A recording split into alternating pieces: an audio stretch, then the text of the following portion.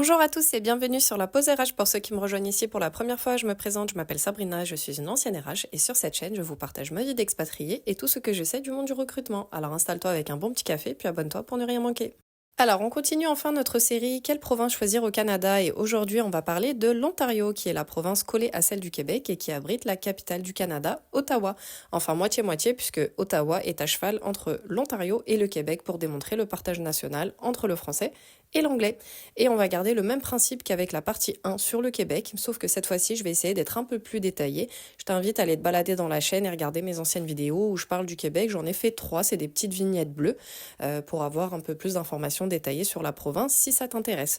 Donc voici le déroulé pour la vidéo d'aujourd'hui. On va parler des villes principales avec leur taux de criminalité, du coût de la vie par rapport au salaire, des secteurs d'emploi qui sont en recherche en Ontario, des taux d'imposition et système social et du profil idéal, selon moi, en tout cas c'est un avis très personnel, pour être épanoui dans la province.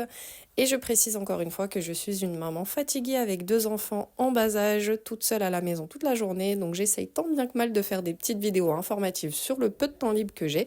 Donc si jamais il y a des infos erronées ou manquantes, n'hésite pas à me le dire en commentaire, en restant poli bien sûr. Alors on commence avec les 5 villes principales qui composent la province de l'Ontario. Donc on a bien sûr Toronto avec Mississauga juste à côté, ensuite Ottawa, la capitale du Canada, Brampton et Hamilton.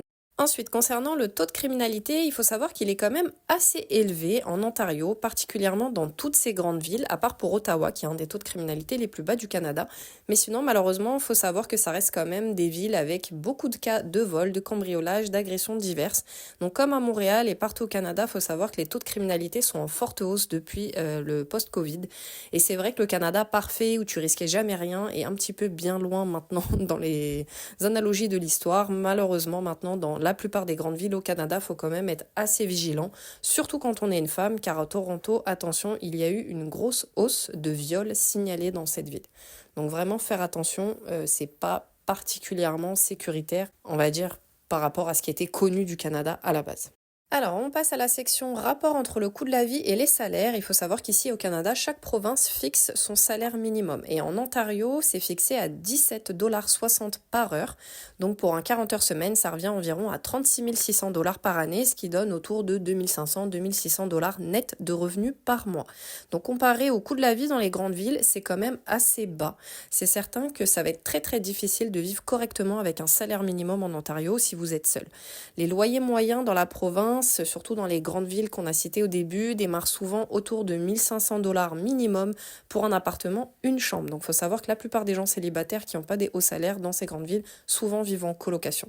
Et le coût d'achat d'un appartement, on va commencer, on est autour de 400-500 000 en moyenne, donc dollars canadiens, et entre 700 000 et 1 million pour une maison. Donc clairement, les dépenses de logement en Ontario dans les grandes villes sont extrêmement élevées. Mais la bonne nouvelle, c'est qu'il faut quand même savoir que les salaires moyens pour les métiers qualifiés sont quand même assez hauts. On est en moyenne entre 60 et 85 000 $ par année, ce qui revient autour de 3 800-5 000 $ net par mois. Mais en sachant qu'avec pas mal d'expérience et une bonne carrière, vous pouvez facile gagner plus de 100 000 $ par an au Canada de façon générale et surtout en Ontario, parce qu'on va le voir juste après. Mais il y a beaucoup de bonnes opportunités professionnelles dans les métiers qualifiés. Donc on passe directement, comme je le disais, au prochain sujet sur les métiers en demande dans la province. Donc globalement, ça va beaucoup ressembler à tout ce qui est en pénurie partout au Canada, mais c'est vraiment spécialement dans les métiers de la construction de l'IT et des télécoms qu'il y a de très belles opportunités d'emploi. Dans la santé, bien sûr, puisque c'est une pénurie nationale, les métiers de la santé, mais vraiment la construction de l'IT, les télécoms et tous les métiers techniques de matière générale, il y a vraiment beaucoup d'opportunités en Ontario, particulièrement à Toronto. Parce qu'en fait, il faut savoir qu'à Toronto, il y a énormément d'entreprises américaines qui délocalisent des postes au Canada, car avec le dollar canadien, ça leur revient moins cher. Donc il y a beaucoup d'opportunités aussi à ce niveau-là de travailler avec des entreprises américaines qui cherchent, on va dire, de la main-d'œuvre canadienne un peu plus bon marché pour eux. Alors ensuite, on passe au prochain point concernant les impôts et les taxes sur les ventes. Donc pour les impôts sur les revenus, on est autour de 20 à 30% sur les salaires et on est à 13% pour la taxe de vente. Donc c'est moins élevé quand même que les taux d'imposition du Québec par exemple, mais quand même vraiment un chouïa moins élevé. Au Québec, on est à 15% sur la taxe des ventes, donc là c'est 13%, c'est 2% de moins. Et par rapport aux impôts, c'est pareil, un tout petit peu moins élevé qu'au Québec, mais ça reste quand même assez fort. Je trouve que le taux d'imposition d'imposition en Ontario n'est pas le plus avantageux du Canada. On verra quand on parlera des autres provinces comme l'Alberta par exemple. Mais en tout cas, c'est pas un point à considérer comme un avantage extraordinaire si tu décides de t'installer en Ontario. Il y a quand même pas mal d'impôts par rapport à d'autres provinces. Et concernant les programmes d'aide sociale, ou en tout cas avantages sociaux que la province peut offrir, donc comme partout au Canada, il y a un système de couverture de santé universelle, donc c'est la même chose que la Sécu en France, que la RAMQ au Canada, la RAMQ au Québec, pardon. Donc vraiment, ici, en Ontario aussi, tes soins de santé vont être pris en charge par le gouvernement, ça, il n'y a pas de souci. Et en plus de ça, il y a aussi toujours un petit programme d'aide sociale, vraiment au cas où, comme l'équivalent du RSA en France, je pense qu'il est autour de 700 $ par mois. Et il y a aussi un programme d'allocation familiale pour les enfants proportionnel aux revenus du foyer. Mais globalement, ça reste quand même les prestations sociales qui sont plus faibles qu'au Québec, par exemple. Les prestations sociales du Québec sont en général plus élevées. Ça se justifie aussi parce que le taux d'imposition est également plus élevé. Clairement, c'est pas avec ça que tu vas vivre et que tu vas gagner ta vie, mais en tout cas, c'est quand même toujours utile. On ne sait jamais de quoi la vie est faite, les aléas de la vie. Ça peut toujours aider en cas de besoin. Donc, il faut savoir que ça existe au Canada et aussi en Ontario. Et comme pour l'épisode 1 sur le Québec, je vais partager un avis très subjectif, attention, sur le type de profil qu'il faut avoir selon moi pour être épanoui en Ontario, et c'est vraiment un avis que je partage en fonction de ce que je comprends de la province et des témoignages sur place que j'ai pu recevoir. Alors, on va commencer d'abord par parler de la situation professionnelle. Donc, vu le coût de la vie, il vaut mieux avoir un métier très spécialisé dans un domaine à forte demande avec des hauts salaires.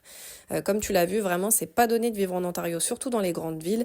Donc, tous les métiers techniques, dans l'IT, les télécoms, la construction, avec beaucoup d'opportunités, oui.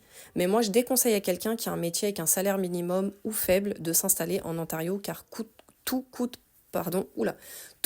très cher, surtout depuis le post-Covid. Comme j'ai dit toujours, on me pardonne, je suis une maman fatiguée, donc des fois si je suis pas toujours claire ou que je me mélange un peu les pinceaux, faut me pardonner.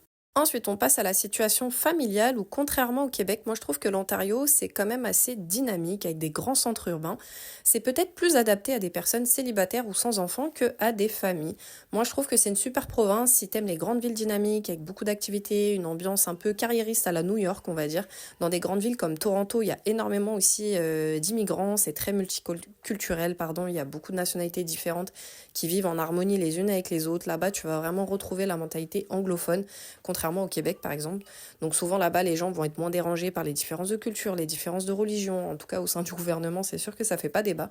Donc ça peut aussi être une bonne option par rapport au Québec si t'es musulman par exemple. Mais en tout cas, c'est sûr que si t'es quelqu'un de sociable, qui aime sortir, qui aime bouger, qui aime aller, avoir des amis le soir, il y aura beaucoup plus de restauration et d'activités en Ontario qu'au Québec par exemple. Et concernant les centres d'intérêt, ça se rejoint un peu avec ce que je disais juste avant. Donc vraiment, il faut savoir qu'en dehors des centres urbains, c'est quand même une province très plate et très peu arborée par rapport au reste du Canada. Donc si tu es un amoureux de la nature, des grands paysages montagneux remplis d'arbres et vraiment la carte postale canadienne, là-bas c'est pas pour toi parce que c'est vraiment une province composée principalement de grandes villes assez peuplées, denses et avec des campagnes très agricoles. Donc c'est parfait pour toi si tu aimes la ville comme je le disais, mais si tu cherches vraiment le grand air canadien, je te conseille vraiment pas l'Ontario. Peut-être l'Alberta, on verra ça dans le prochain épisode. Donc n'oublie pas de t'abonner pour ne rien manquer. Merci beaucoup pour ton écoute et puis à bientôt sur la pause RH.